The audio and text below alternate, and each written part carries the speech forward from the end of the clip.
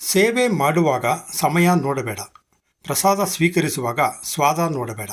ಸತ್ಸಂಗ ಕೇಳುವಾಗ ಜಾಗ ನೋಡಬೇಡ. ವಿನಂತಿ ಮಾಡುವಾಗ ಸ್ವಾರ್ಥ ನೋಡಬೇಡ. ದಯೆ ತೋರುವುದಾದರೆ ಅದರ ಅವಶ್ಯಕತೆ ನೋಡಲೇಬೇಡ. ಕೇವಲ ಸ್ವಲ್ಪ ಸಹಾಯ ಮಾಡಿ ಗುಡ್ಡದಷ್ಟು ಸಹಾಯ ಮಾಡಿದೆ ಎಂದುಕೊಳ್ಳುವವನು ಅಹಂಕಾರಿ. ಬಹಳ ಸಹಾಯ ಮಾಡಿದರೂ ಸ್ವಲ್ಪ ಸಹಾಯ ಮಾಡಿದೆ ಎಂದು ಹೇಳಿಕೊಳ್ಳುವವನು ಸಜ್ಜನ. ಏನು ಪ್ರಯೋಜನ? ತಂದು ಹಾಕದವನು ತಂದೆಯಾದರೇನು? ಮಾಡಿ ಹಾಕದವಳು ಮಾತೆಯಾದರೇನು? ಮರ್ಮ ಅರಿಯದವಳು ಮಡದೆಯಾದರೇನು? ಗುಣ ಅರಿಯದವನು ಗಂಡನಾದರೇನು? ಮಾನ ಕಾಯದವಳು ಮಗಳಾದರೇನು? ಮನೆಗೆ ಆಗದವನು ಮಗನಾದರೇನು? ಜೀವನ ಇರುವುದೇ 2 ದಿನ. ಒಂದು ನಿನ್ನ ಪರವಾದ ದಿನ, ಮತ್ತೊಂದು ನಿನ್ನ ವಿರುದ್ಧವಾದ ದಿನ. ಪರವಾದ ದಿನದಲ್ಲಿ ಅಹಂಕಾರ ತೋರಿಸಬೇಡ. ವಿರುದ್ಧವಾದ ದಿನದಲ್ಲಿ ತಾಳ್ಮೆಯನ್ನು ಕಳೆದುಕೊಳ್ಳಬೇಡ. ಹಿಂದೆ ಅಧಿಕಾರದಲ್ಲಿದ್ದವರು ಹಳೆಯದನ್ನು ಜಾರಿಗೆ ತರಲು ಬಯಸುತ್ತಾರೆ. ಅಧಿಕಾರದಲ್ಲಿರುವವರು ಇದ್ದುದನ್ನು ನಡೆಸಿಕೊಂಡು ಹೋಗ ಬಯಸುತ್ತಾರೆ. ಇನ್ನೂ ಅಧಿಕಾರ ಸಿಗದಿರುವವರು ಬದಲಾವಣೆ ಬೇಕೆನ್ನುತ್ತಾರೆ. ಸುಳ್ಳು ಹೇಳಿ ಒಳ್ಳೆಯವನೆಂದು ಕರೆಸಿಕೊಳ್ಳುವ ಬದಲು ಸತ್ಯ ಹೇಳಿ ಕೆಟ್ಟವನಾದರೂ ಪರವಾಗಿಲ್ಲ. ಯಾಕೆಂದರೆ ಸುಳ್ಳಿನ ಮುಖವಾಡ ಒಂದು ದಿನ ಕಳಚಿಬೀಳುತ್ತದೆ. ಮುಖವಾಡವಿಲ್ಲದ ಸತ್ಯ ಶಾಶ್ವತವಾಗಿ ಹೃದಯಗಳಲ್ಲಿ ಉಳಿಯುತ್ತದೆ. ಸ್ನೇಹಿತರೆ, ಇಂತಹ ಸಾವಿರಾರು ನುಡಿಮುತ್ತಗಳ ಸರದಾರ TR ಮೋಹನ, ನಿವೃತ್ತ ಶಿಕ್ಷಕ, ಶಾಲೆಯಲ್ಲಿ ಮಕ್ಕಳಿಗೆ ಪಾಠಗಳ ಜೊತೆಗೆ ಬದುಕುವುದನ್ನು ಕಲಿಸುತ್ತಾ ಬಂದಿದ್ದಾರೆ. ಮಕ್ಕಳಿಗೆ ಬಾಲ್ಯದಲ್ಲೇ ಶಿಕ್ಷಣದ ಜೊತೆಗೆ ಆ ಮಕ್ಕಳ ತಲೆಯಲ್ಲಿ ಒಳ್ಳೊಳ್ಳೆಯ ಮಾಹಿತಿಯುಳ್ಳ ನುಡಿಮುತ್ತುಗಳನ್ನು ತುಂಬುತ್ತಾ ಬಂದಿದ್ದಾರೆ.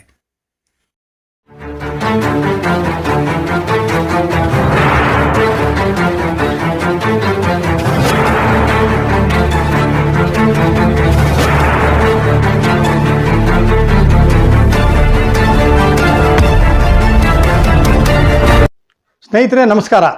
RKB ಇನ್ಫೋ ಕನ್ನಡಕ್ಕೆ ಸ್ವಾಗತ. ನಾನು ನಿಮ್ಮ ರಾಜ್ಕುಮಾರ್ ಭಾವಸಾರ್. ನಾನು ಇದುವರೆಗಿನ ಎಲ್ಲ ವಿಡಿಯೋಗಳಿಗೆ ನೋಡಿ ಪ್ರೋತ್ಸಾಹ ಮಾಡಿದ್ದೀರಿ, ಧನ್ಯವಾದಗಳು. ಅದೇ ರೀತಿ ಈ ವಿಡಿಯೋ ಕೂಡ ನೋಡಿ, ಲೈಕ್ ಮಾಡಿ, ಶೇರ್ ಮಾಡಿ, ಕೆಳಗೆ ಕಾಣ್ತಾ ಇರುವಂಥ ಸಬ್ಸ್ಕ್ರೈಬ್ ಬಟನ್ಗೆ ಪ್ರೆಸ್ ಮಾಡಿ. ಜೀವನದಲ್ಲಿ ಅನುಭವಗಳು ಕಲಿಸುವಷ್ಟು ಪಾಠಗಳನ್ನು ಯಾವ ವಿಶ್ವವಿದ್ಯಾಲಯಗಳು ಕಲಿಸಲಾರವೋ. ನಮ್ಮ ಬಾಯಿಗೆ ಹೋಗುವ ಆಹಾರ ಎಷ್ಟು ಶುದ್ಧವಾಗಿರಬೇಕೋ ಹಾಗೆಯೇ ಬಾಯಿಂದ ಹೊರಬರುವ ಮಾತುಗಳು ಅಷ್ಟೇ ಶುದ್ಧವಾಗಿರಬೇಕು. ಆಗ ಸಂಬಂಧಗಳು ಮತ್ತು ಸ್ನೇಹ ಎರಡೂ ಗಟ್ಟಿಯಾಗಿ ಉಳಿಯುತ್ತದೆ ಹಾಗೂ ಬೆಳೆಯುತ್ತದೆ. ಕರ್ಮ ಹೇಳುತ್ತದೆ, ನಂಬಿಕೆ ಸಿಗಬೇಕಾದರೆ ಯೋಗ ಇರಬೇಕು, ನಂಬಿಕೆ ಉಳಿಸಿಕೊಳ್ಳಬೇಕಾದರೆ ಯೋಗ್ಯತೆ ಇರಬೇಕು.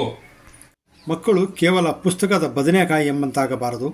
ಅವರ ಭವಿಷ್ಯಕ್ಕೆ ಅಗತ್ಯವಾದ ಸವಿ ಮಾತುಗಳು, ನುಡಿಮುತ್ತುಗಳು, ಹಿರಿಯರು, ಕವಿಗಳು, ದಾರ್ಶನಿಕರು ಹೇಳಿರುವ ಸುವಿಚಾರಗಳನ್ನು ಮಕ್ಕಳ ಮನಸ್ಸಿನಲ್ಲಿ ಬಿತ್ತುತ್ತಾ ಅವರನ್ನು ಸರಿದಾರಿಯಲ್ಲಿ ಹೋಗುವಂತೆ ಪ್ರೇರೇಪಿಸುವ ಕೆಲಸವನ್ನು ತಮ್ಮ ಶಿಕ್ಷಕ ವೃತ್ತಿ ಸಂದರ್ಭದಲ್ಲಿ ಮಾಡಿದ್ದಾರೆ.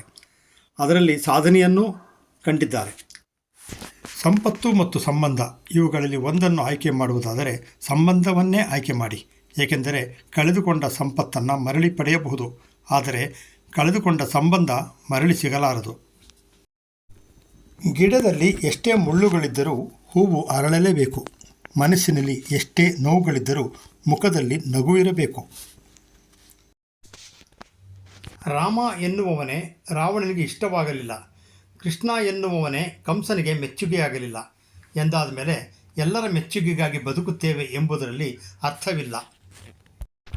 ಮನಸ್ಸಿನ ನೋವು ಹೆಚ್ಚಾದಾಗ ಜೀವನವೇ ಸಾಕೆನಿಸುತ್ತದೆ. ಜವಾಬ್ದಾರಿ ನೆನೆಸಿಕೊಂಡಾಗ ಬದುಕಿ ಬಾಳಬೇಕೆನಿಸುತ್ತದೆ. ಅತ್ಯಂತ ಒಳ್ಳೆಯ ಆಯುಧ ಸಹನೆ, ಬಹುದೊಡ್ಡ ಪ್ರತಿಕಾರ ಮೌನ. ಯಾರನ್ನಾದರೂ ಮರೆಯುವುದಾದರೆ ಮರೆತು ಬಿಡಿ, ಆದರೆ ಯಾರನ್ನು ಮರೆತಿದ್ದೇನೆ ಎಂಬುದನ್ನು ಮಾತ್ರ ನೆನಪಿಟ್ಟುಕೊಳ್ಳಿ.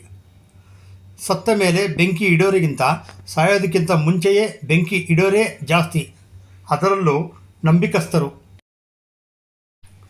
ರೂಪಾಯಿಯಾಗಲಿ ರೂಪವಾಗಲಿ ತುಂಬ ದಿನ ಇರುವುದಿಲ್ಲ. ಮನುಷ್ಯನ ಒಳ್ಳೆತನ ಅನ್ನೋದು ಮಾತ್ರ ಶಾಶ್ವತವಾಗಿ ಉಳಿಯುತ್ತದೆ. ಯಾವ ವ್ಯಕ್ತಿಗೆ ಇನ್ನೊಬ್ಬರನ್ನು ಬೆಳೆಸುವ ದೊಡ್ಡ ಗುಣ ಇರುತ್ತದೆಯೋ ಆ ವ್ಯಕ್ತಿ ತನಗರಿವಿಲ್ಲದಂತೆಯೇ ಬಹು ಎತ್ತರಕ್ಕೆ ಬೆಳೆಯುತ್ತಾನೆ. ಜೀವನದಲ್ಲಿ ಎಲ್ಲವನ್ನೂ ಶಾಶ್ವತವಾಗಿ ಪಡೆಯಲು ಬಯಸುತ್ತೇವೆ, ಆದರೆ ಜೀವನವೇ ಶಾಶ್ವತ ಅಲ್ಲ ಎಂಬುದನ್ನು ಮರೆತು ಬಿಡುತ್ತೇವೆ.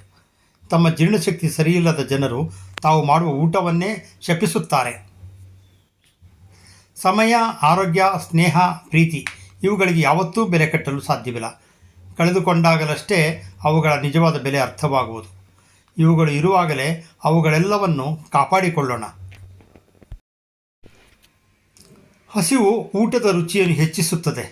ಆದುದರಿಂದ ಬಡವ ಉಣ್ಣುವ ಆಹಾರವು ಶ್ರೀಮಂತ ಉಣ್ಣುವ ಆಹಾರಕ್ಕಿಂತ ಹೆಚ್ಚು ರುಚಿಕರವಾಗಿರುತ್ತದೆ. ಒಂದು ಕಲ್ಲು ಶಿಲೆಯಾದರೆ ಕೈ ಮುಗಿದು ನಮಿಸುತ್ತಾರೆ, ಮೆಟ್ಟಿಲಾದರೆ ತಿಳಿದಿದ್ದು ಚಪ್ಪಲಿ ಬಿಡುತ್ತಾರೆ. ನಮ್ಮ ಜೀವನವೂ ಹಾಗೆ. ಸಾಧಿಸಿದರೆ ನಮ್ಮವರೆಂದು ಹೊಗಳುತ್ತಾರೆ, ಬಾಚಿ ಅಪ್ಪಿಕೊಳ್ಳುತ್ತಾರೆ.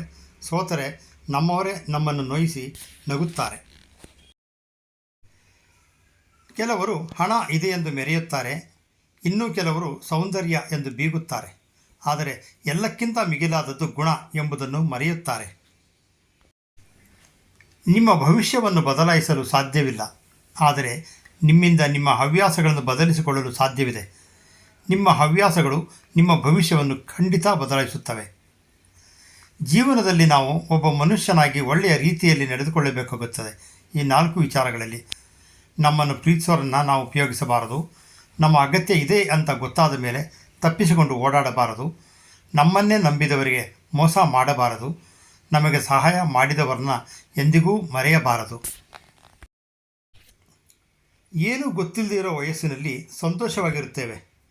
ಎಲ್ಲ ಗೊತ್ತಿರುವ ವಯಸ್ಸಿನಲ್ಲಿ ಸಂತೋಷಕ್ಕಾಗಿ ಹುಡುಕಾಡುತ್ತಾ ಇರುತ್ತೇವೆ. ಇಷ್ಟೇ ರೀ ಜೀವನ. ನಿಮ್ಮಿಂದಾಗಿ ಅನ್ಯರು ಅನುಭವಿಸುವ ನೋವು ನಿಮಗೆ ವಾಪಸ್ಸು ಬಂದೇ ಬರುತ್ತದೆ. ಅದು ಈ ಜನ್ಮದಲ್ಲಿ ಅಥವಾ ಇನ್ಯಾವುದೋ ಜನ್ಮದಲ್ಲಿ, ಒಟ್ಟಿನಲ್ಲಿ ಬಂದೇ ಬರುತ್ತದೆ. ಆದ್ದರಿಂದ ನಿಮ್ಮ ಜೀವನದ ಪ್ರತಿಯೊಂದು ಕೆಲಸಗಳನ್ನು ಬಹಳ ಆಲೋಚಿಸಿ ಮಾಡಿರಿ. ಸಂತೋಷ ಎನ್ನುವುದು 10,000 ಖರ್ಚು ಮಾಡಿ 10 ಊರು ತಿರುಗಿದರೂ ಬರುವುದಿಲ್ಲ. ನಮ್ಮವರು ಎಂದು ಹೇಳಿಕೊಳ್ಳುವವರ ಜೊತೆ 10 ನಿಮಿಷವಾದರೂ ಮನಸ್ಸು ಬಿಚ್ಚಿ ಮಾತನಾಡಿದರೆ ನಿಜವಾದ ಸಂತೋಷ ಸಿಗುತ್ತದೆ. ನಿವೃತ್ತಿ ನಂತರವೂ ಮೋಹನ ಅವರು ಜನರನ್ನು ಸರಿದಾರಿಗೆ ತರುವ ಪ್ರಯತ್ನವನ್ನು ಮುಂದುವರಿಸಿದ್ದಾರೆ. ಶಿಕ್ಷಕನಾಗಿ ಮಕ್ಕಳಿಗೆ ಪಾಠ ಮಾಡುತ್ತಿದ್ದೆ. ನಿವೃತ್ತಿ ನಂತರ ತಮ್ಮಲ್ಲಿರುವ ನುಡಿಮುತ್ತುಗಳ ಸರಕನ್ನು ತಲುಪಿಸುವುದಾದರೂ ಹೇಗೆ ಎಂಬ ಚಿಂತೆ ಅವರನ್ನು ಕಾಡಿತಂತೆ. ಆಗ ಅವರಿಗೆ ಹೊಳೆದದ್ದು, ಹೆಚ್ಚು ಜನ ಸೇರುವ ಸ್ಥಳಗಳಲ್ಲಿ ಜನರಿಗೆ ನುಡಿಮುತ್ತುಗಳನ್ನು ತಲುಪಿಸುವ ನಿರ್ಧಾರ ಕೈಗೊಂಡರು. ಆಗ ಅವರು ಬಹು ಸುಲಭ ಮಾರ್ಗವನ್ನು ಕಂಡುಕೊಂಡರು. ಹೋಟೆಲ್ಗಳು ಜನಸಾಮಾನ್ಯರು ಭೇಟಿ ನೀಡುವ ಪ್ರಮುಖ ಸ್ಥಳ. ಹೀಗಾಗಿ ಅವರು ಮೈಸೂರಿನ ಕೆಲವು ಪ್ರಮುಖ ಹೋಟೆಲ್ಗಳ ಗಮನ ಸೆಳೆದು ಅವರಿಂದಲೇ ಕಪ್ಪು ಫಲಕ ಬ್ಲ್ಯಾಕ್ ಬೋರ್ಡ್ ತರಿಸಿ ಪ್ರತಿನಿತ್ಯ ಮುಂಜಾನೆ ಬೆಳಕು ಹರಿಯುವ ಮುನ್ನ ಹೋಟೆಲ್ಗೆ ಹೋಗಿ ಬೋರ್ಡ್ಗಳಲ್ಲಿ ಒಂದೊಂದು ನುಡಿಮುತ್ತುಗಳನ್ನು ಸೀಮೆ ಸುಣ್ಣದಿಂದ ದುಂಡಾದ ಅಕ್ಷರಗಳಲ್ಲಿ ಬರೆದು ಬರತೊಡಗಿದರು. ಕ್ರಮೇಣ ಈ ನುಡಿಮುತ್ತುಗಳು ಜನರನ್ನು ಆಕರ್ಷಿಸತೊಡಗಿತು. ಹೋಟೆಲಿನ ಕ್ಯಾಶ್ ಕೌಂಟರ್ ಬಳಿಯೇ ಈ ಬೋರ್ಡ್ಗಳನ್ನು ಇಟ್ಟಿದ್ದರಿಂದ ಅದು ಹೆಚ್ಚು ಗಮನ ಸೆಳೆಯತೊಡಗಿತು. ಸಾಕಷ್ಟು ಮಂದಿ ನುಡಿಮುತ್ತುಗಳನ್ನು ಓದಿ ತಲೆದೂಗುತ್ತಾರೆ. ಅದರ ಬಗ್ಗೆ ಗೆಳೆಯರೊಂದಿಗೆ ಚರ್ಚಿಸ್ತಾರೆ. ಅದರಲ್ಲಿರುವ ವಿಚಾರಗಳನ್ನು ಅನೇಕರು ತಮ್ಮ ಜೀವನದಲ್ಲಿ ಅಳವಡಿಸಿಕೊಂಡದ್ದೂ ಉಂಟು. ಮೈಸೂರಿನ ಅಗ್ರಹಾರದ ತ್ಯಾಗರಾಜ ರಸ್ತೆ ಬಳಿಯ ಮಲ್ಲೇಶ್ ಹೋಟೆಲ್, ಪ್ರವೀಣ್ ಶೆಟ್ಟಿಯವರ ನ್ಯೂ ಲಕ್ಷ್ಮೀ ಭವನ ಎಂಬಿತ್ಯಾದಿ ಹಲವು ಹೋಟೆಲ್ಗಳಲ್ಲಿ ಪ್ರತಿನಿತ್ಯ ಬೆಳಗ್ಗೆ ಹೊಸ ಹೊಸ ಸುವಿಚಾರಗಳನ್ನು ಬರೆಯುವುದರಲ್ಲಿ ಮೋಹನ್ ತೃಪ್ತಿ ಕಾಣುತ್ತಿದ್ದಾರೆ. ಬೆಳಗ್ಗೆ 5 ಗಂಟೆಗೆ ಬಂದು ಬರೀತಾರೆ. ಎಲ್ಲ ಮನೆಗೆ ಇರ್ತಾರೆ, ಬಂದು ಬರೆದ್ಬಿಟ್ಟು ಹೋಗ್ಬಿಡ್ತಾರೆ. ಬೆಳಗ್ಗೆ 5:30ಗೆ ಅದು ಚಳಿನಲ್ಲಿ ಬಂದು ಬರೆದೋಯ್ತಾರೆ. ಅದೊಂದು ಜನನೂ ಬೋರ್ಡ್ ಓದಿ ಭಾರಿ ಖುಷಿ ಪಡ್ತಾರೆ. ಅವ್ರ ಅಕ್ಷರಗಳು ಮುತ್ತುಗಳಿದ್ದಂಗೆ ಇರ್ತದೆ ನೋಡಿ, ಭಾರಿ ಖುಷಿ ಪಡ್ತಾರೆ ಜನ. ಸುಮಾರು ವರ್ಷದಿಂದ ಬರೀತಾ ಇದ್ದಾರೆ. ಅವ್ರಿಗೆ ಅಂತ ಏನೂ ನಿರೀಕ್ಷೆ ಮಾಡಲ್ಲ ಅವರು, ಅಷ್ಟು ಒಳ್ಳೆ ವ್ಯಕ್ತಿ ಮಾಸ್ಟ್ರು. ಅದು ನಮಗೂ ಭಾರಿ ಖುಷಿ ಆಯ್ತದೆ. ಮೋಹನ್ ಅವರು ನಮ್ಮ ಹೋಟ್ಲು ಮಾಡೋದ್ರ ಮೇಲೆ ಬಂದು ಯಾವಾಗಲೂ ಬಂದು ಬರ್ಬಿಟ್ಟು ಹೋಗ್ತಾ ಇರ್ತಾರೆ. ಹೆಚ್ಚು ಕಮ್ಮಿ ನಾವು ಒಂದು 7-8 ವರ್ಷದಿಂದ ರೆಗ್ಯುಲರಾಗಿ ಬೆಳಗ್ಗೆ ಬರ್ತಾರೆ. ಅರ್ಲಿ ಮಾರ್ನಿಂಗ್ 5 ಗಂಟೆಗೆ ಬಂದು ಬರ್ಬಿಟ್ಟು ಹೋಗ್ತಾರೆ. ನಿರೀಕ್ಷೆ ಮಾಡಿದವರು ಅವ್ರನ್ನ ಮೊದಲಿಂದ ಅಷ್ಟೇ ಡೈಲಿ ಬರ್ತಾರೆ. ಬೆಳಗ್ಗೆ ನಾವು ಬರೋಕ್ಕೆ ಮುಂಚೆ ಬರ್ಬಿಟ್ಟು ಹೋಗ್ತಾರೆ. ನಮಗೊಂದು 15 ವರ್ಷ ಆಯ್ತು ಪರಿಚಯ ಆಗಿ. ಅವಾಗಿಂದ ಬಂದು ಡೈಲಿ ಬಂದು ಬರ್ಬಿಟ್ಟು ಹೋಗ್ತಾರೆ. ಏನು ₹1 ದುಡ್ಡು ಕಾಸಿನ ಬಗ್ಗೆ ಏನೂ ಇಲ್ಲ ಅದ್ರ ಬಗ್ಗೆ. ನಾನು 9 ಶಾಲೆಗಳಲ್ಲಿ ಕೆಲಸ ಮಾಡಿದ್ದೀನಿ. ನನ್ನ ವೃತ್ತಿ ಬರೀ ಉಪಾಧ್ಯಾಯ ವೃತ್ತಿ ಜೊತೆಗೆ ದಿನ ಮಕ್ಕಳ ಜೊತೆಯಲ್ಲಿ ಒಳ್ಳೆಯ ಜ್ಞಾನಾರ್ಜನೆಯನ್ನು ಹೆಚ್ಚಿಸುವುದೇ ನನ್ನ ಉದ್ದೇಶ ಇತ್ತು. ಅದಕ್ಕೆ ದಿನ ಮಕ್ಕಳಿಗೆ ಹೇಳ್ತಾ ಇದ್ದೆ, ದಿನ ಒಂದೊಂದು ಒಳ್ಳೆಯ ಕೆಲಸವನ್ನು ನೀವು ಮಾಡಬೇಕು, ಅದನ್ನು ಬರ್ಕೊಂಡು ಬನ್ನಿ ಪುಸ್ತಕದಲ್ಲಿ ಅಂತ ಹೇಳ್ತಾ ಇದ್ದೆ.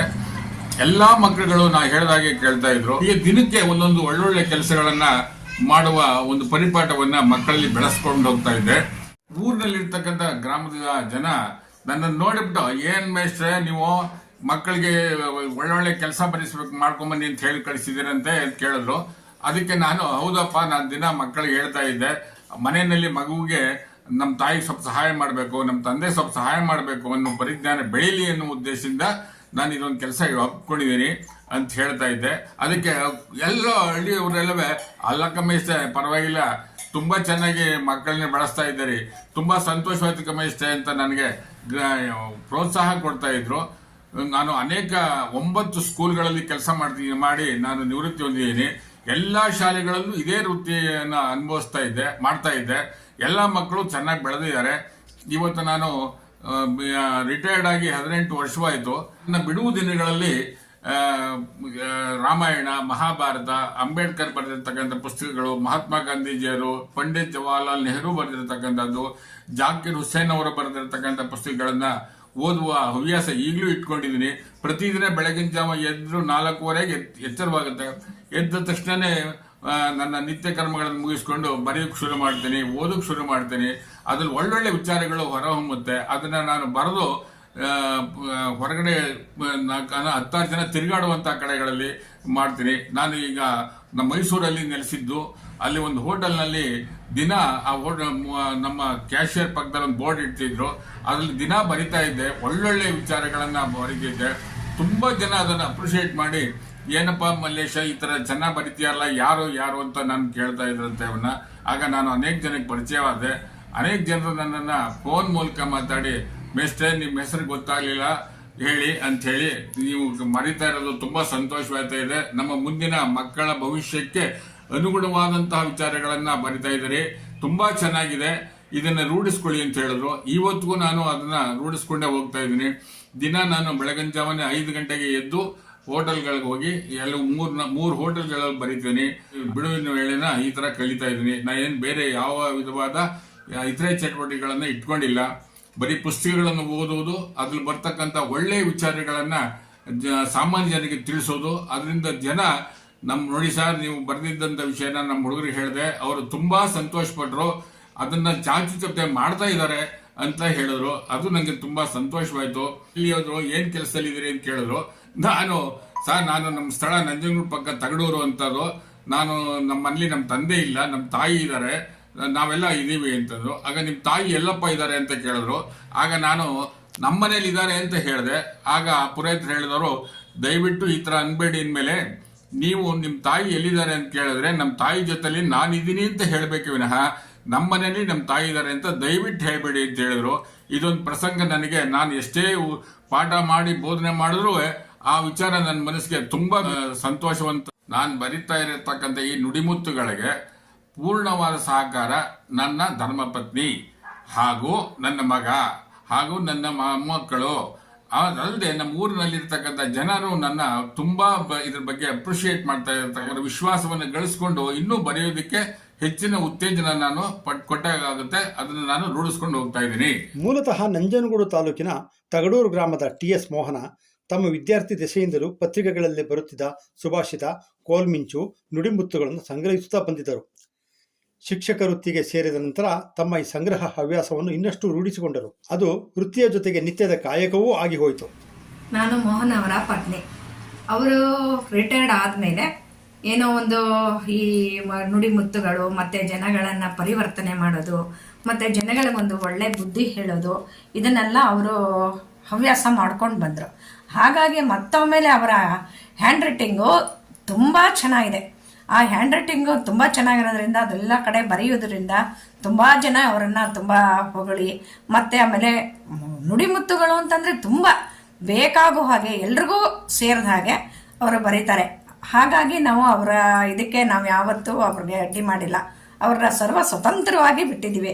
ನಾವು ಮಕ್ಕಳು ಅಷ್ಟೇ, ನಮ್ಮ ಮಕ್ಕಳು, ಒಬ್ಬ ಮಗ, ಒಬ್ಬ ಮಗಳು, ಅಳಿಂದ್ರು, ಸೊಸೆ, ಮೊಮ್ಮಕ್ಕಳು ಎಲ್ಲರೂ ಇದ್ದಾರೆ. ಎಲ್ಲರೂ ತುಂಬ ಇಷ್ಟಪಡ್ತಾರೆ. ಅವರ ಹ್ಯಾಂಡ್ ರೈಟಿಂಗ್ ತುಂಬ ಇಷ್ಟ, ತುಂಬ ಚೆನ್ನಾಗಿದೆ. ಈ ಚಟುವಟಿಕೆ ಮೂಲಕ ನಿವೃತ್ತ ಜೀವನದಲ್ಲಿ ನೆಮ್ಮದಿ ಕೊಂಡುಕೊಂಡಿರುವುದಾಗಿ ಹೇಳುವ ಅವರು ತಮ್ಮಲ್ಲಿರುವ ನುಡಿಮುತ್ತಗಳ ಸಂಗ್ರಹವನ್ನು ಪುಸ್ತಕ ರೂಪದಲ್ಲಿ ಪ್ರಕಟಿಸಿ ಮುಂದಿನ ಪೀಳಿಗೆಗೂ ಕೊಂಡೊಯ್ಯುವ ಆಶಯ ಹೊಂದಿದ್ದಾರೆ.